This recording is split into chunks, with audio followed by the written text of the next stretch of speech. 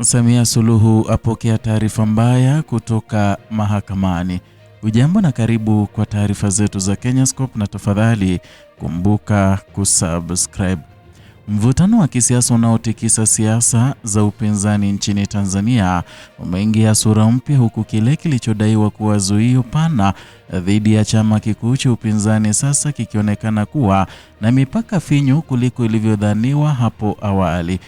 Na katika hali inayozua maswali mapya kuhusu tafsiri ya amri za mahakama na matumizi yake katika siasa, mjadala mzito umeibuka ndani ya kuta za mahakama ya rufaa jijini Dodoma, na mjadala unaoweza kubadilisha mwelekeo wa shughuli za kisiasa ndani ya chama cha Demokrasia na Maendeleo, Chadema. Na leo ama hapo jana tarehe 24 Machi, macho yote yalielekezwa katika mahakama hiyo ya juu kabisa ya rufaa, ambako shauri la maombi ya marejeo kuhusu mwenendo wa kesi ya mgawanyo wa mali haswa za chama hicho ilisikilizwa mbele ya majaji wa rufaa. Na kilichojitokeza humo si tu hoja ya kisheria, bali ni tafsiri inayoweza kufungua ukurasa mpya wa uhuru wa kisiasa kwa wanachama na viongozi wa chama hicho. Katibu mkuu wa Chadema John Mnyika ameibuka na msimamo mzito, akieleza kuwa kilichowasilishwa mahakamani leo kinathibitisha kile ambacho chama chake kilikuwa kikieleza tangu awali. Na hoja kuu iliyobeba uzito wa siku hii ilitolewa na wakili upande wa kina Said Isa Mohamed Said Al-Rashaban Insato Marijan mbele ya majaji wa mahakama ya rufaa. Na katika hoja hiyo ilielezwa wazi kuwa amri ya zuio iliyotolewa tarehe 10 Juni mwaka jana haikuwa pana kama iliyowahi kuwasilishwa kwa umma, na bali ilikuwa na mipaka maalum. Kwa mujibu wa hoja hiyo ya kisheria, zuio la kufanya siasa lilimlenga moja kwa moja katibu mkuu wa Chadema pamoja na bodi ya wadhamini wa chama hicho. Leo wamearuka maneno yao wenyewe hapa mahakamani.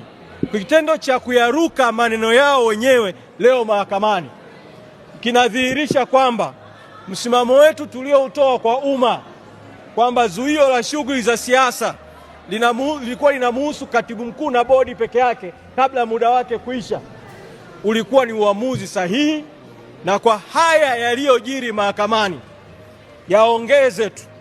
yaongeze mkazo kwa viongozi wa chama nchi nzima, wanachama wa Chadema nchi nzima, kuendelea na shughuli za kisiasa za chama, kwa sababu hakuna zuio lolote juu ya wanachama na viongozi katika maeneo mbalimbali kufanya siasa.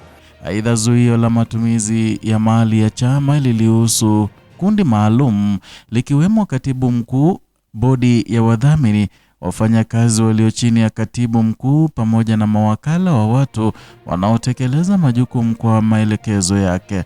Kwa tafsiri hiyo, mtu yeyote nje ya mfumo huo ambaye hafanyi kazi chini ya katibu mkuu hukuwa chini ya zuio hilo, na ni hoja nzito yenye athari kubwa, kwa sababu kwa muda mrefu kulikuwepo na tafsiri tofauti iliyosambaa kwa umma, tafsiri iliyodai kuwa zuio hilo lilikuwa linawahusu viongozi wote wa chama, kuanzia mwenyekiti, makamu mwenyekiti, naibu katibu wakuu hadi wanachama wa kawaida. Lakini sasa mbele ya mahakama ya rufaa, tafsiri hiyo imeonekana kubadilika, na hapa ndipo mgongano mkubwa wa hoja unapojitokeza. Kwa mujibu wa maelezo yaliyotolewa, upande ule uliowahi kusisitiza kuwa zuio linawahusu viongozi wote sasa umeeleza mahakamani kuwa zuio hilo lilikuwa na mipaka finyu, likiwalenga watu wachache tu. Hali hii imeibua taswira ya kile kinachoonekana kama mabadiliko ya msimamo au tafsiri inayobadilika kulingana na mazingira ya kisheria. Na katika hatua nyingine muhimu, ilielezwa kwa awali kulikuwa na juhudi za kuwasiliana na msajili wa mahakama kuu, na kwa madai kuwa Chadema walikuwa wamepotosha umma kuhusu wigo wa zuio hilo. Hatua hiyo ilisababisha msajili kutoa taarifa iliyoonyesha kuwa zuio lingeweza kuwahusu viongozi wote wa chama. Lakini leo ama hapo jana, ndani ya mahakama ya rufaa, maelezo yaliwasilishwa yanaonekana kwenda kinyume na msimamo huo wa awali. Ni hali iliyoongoza uzito wa hoja ya marejeo ya mwenendo wa kesi hiyo na kufungua mjadala mpana kuhusu namna taarifa za kisheria zinavyowasilishwa kwa umma. Na kwa upande wa Chadema, tafsiri hii mpya imepokelewa kama ushindi wa kimsingi na inaonekana kama uthibitisho wa kile walichokuwa kikisema tangu mwanzo, kwa zuio hilo halikuwa linawahusu wanachama wote wala viongozi wote wa chama. Na kwa muktadha huo, athari zake zinaanza kuonekana wazi.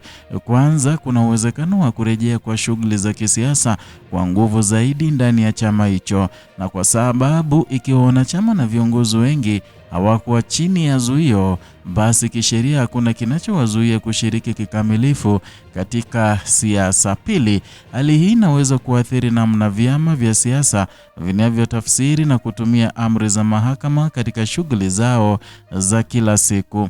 Na tatu, vilevile inaweza kuibua mjadala mpana zaidi kuhusu uwajibikaji wa wanasheria na wadau wa kisheria katika kutoa tafsiri sahihi kwa umma. Na katika historia ya siasa za Tanzania, masuala ya kisheria yamekuwa na mchango mkubwa katika kuunda mwelekeo wa vyama vya siasa, lakini kesi hii inaonekana kuwa ya kipekee kwa sababu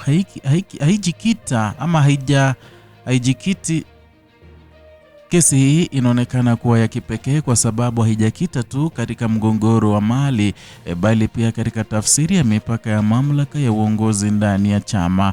Inaangazia pia namna ambavyo taarifa za kisheria zinavyoweza kuathiri hisia za wanachama na hata mwelekeo wa harakati za kisiasa.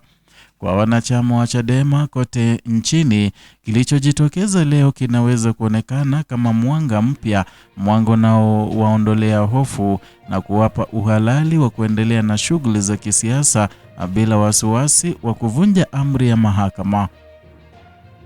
Lakini kwa upande mwingine, kesi bado haijafungwa. Maombi ya marejeo yanaendelea na uamuzi wa mwisho wa mahakama ya rufaa utakuwa na uzito mkubwa.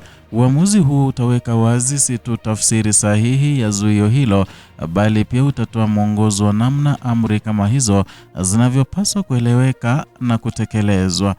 Na katika kipindi hiki, macho ya wadau wa siasa, wanaharakati na wanasheria yataendelea kuelekezwa Dodoma, kwa sababu kile kinachoendelea ndani ya mahakama ya rufaa kina athari zinazovuka mipaka ya chama kimoja, na ni mjadala unaogusa msingi ya demokrasia, utawala wa sheria na haki ya kushiriki katika siasa.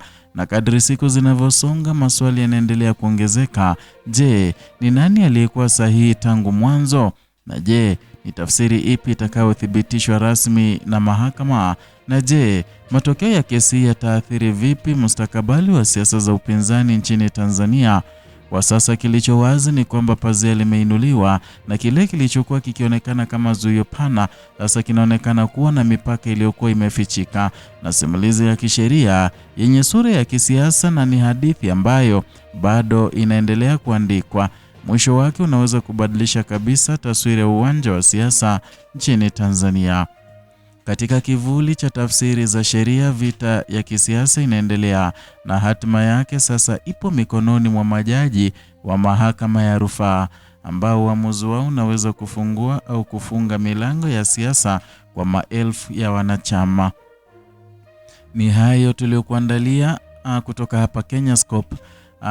Nikiwa ni siku yako ya kwanza hapa, kumbuka kusubscribe, kulike na kushare video zetu, manake hapa ndipo unapopata taarifa za kweli ambazo ni za kuaminika vile vile.